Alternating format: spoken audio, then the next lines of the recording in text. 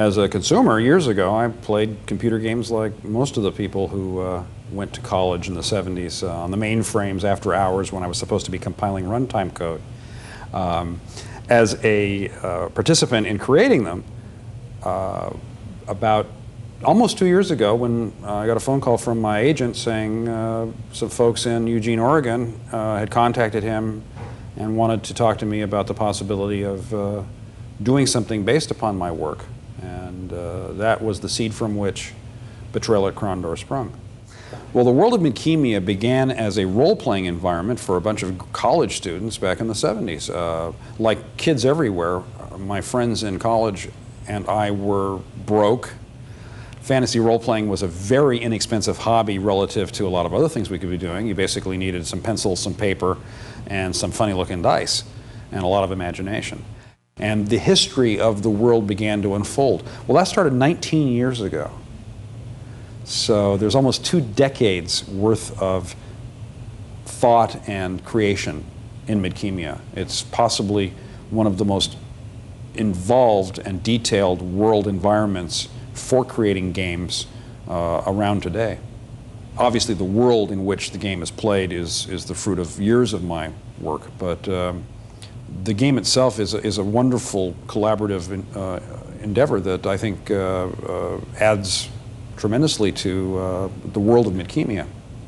When I do a book, I've got a totally limitless casting, special effects, costuming budget. You know, I can blow up a city, which I did in Darkness of Sethanon. I can make a character look and sound exactly like James Mason, and he's been dead for some number of years. I can have Sir Laurence Olivier delivering the King's Speech in the chapter, you know, at the end of Darkness of Sethanon, because it's all in my head. The characters in the game Betrayal at Krondor may not look exactly like I envision them, but that's fair, because what the reader of the book sees in their head doesn't match exactly what I envision. And their vision of that character from what I've described is just as valid as mine. Well, when I first played Betrayal at Krondor, it was a very odd, pleasant but odd experience to be encountering things in my world that I hadn't authored. It was surprising, and it was unexpected, and it was fun. It's interesting to see someone else who has some talent take your work and go do something original with it and bring it back to you, and to be presented with surprises. And I think that's the best part about it for me, is I was surprised by many things in Betrayal at Krondor. And of course, I'm never surprised in my own work, or rarely anyway. You know, I kind of know how the book's going to end when I start it. For the reader of my work, I think Betrayal at Krondor will be a welcome addition to the vast material they've already been exposed to. The fact that you're going back and visiting old friends is a lot of the appeal. It's new adventures with Jimmy the Hand and Prince Arutha, and some new characters, some people you've never met before. For somebody who's ignorant of my work, the game still stands on its own as a very enjoyable playing experience.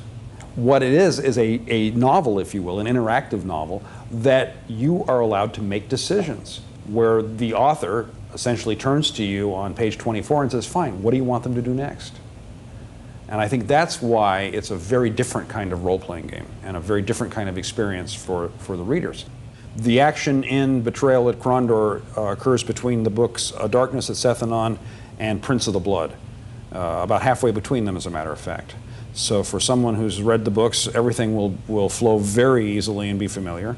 And for somebody who hasn't read the books, it's a nice computer game with some interesting environments and characters that maybe will interest them enough to go read the books. It's what's in any good adventure story. It's Robert Louis Stevenson's Kidnapped. It's Treasure Island. It's The Three Musketeers. It's daring do and adventure and mystery and magic and murder and mayhem and strange lands with foreign people and colorful characters. It's a Saturday matinee when you're 12 years old. It's a wonderful adventure. This is a kind of a fun game to put in the corner of your hard drive and call up every once in a while, just like it's taking a book out and reading it on a break and then putting it away for a while. The game is designed so that you have bookmarks. Literally, they call them bookmarks, where you can say, I'm saving the game right here at this point, at any point in the game. It's not one of those horrible, miserable games where you have to battle your way back to a particular location before you're allowed to save the game.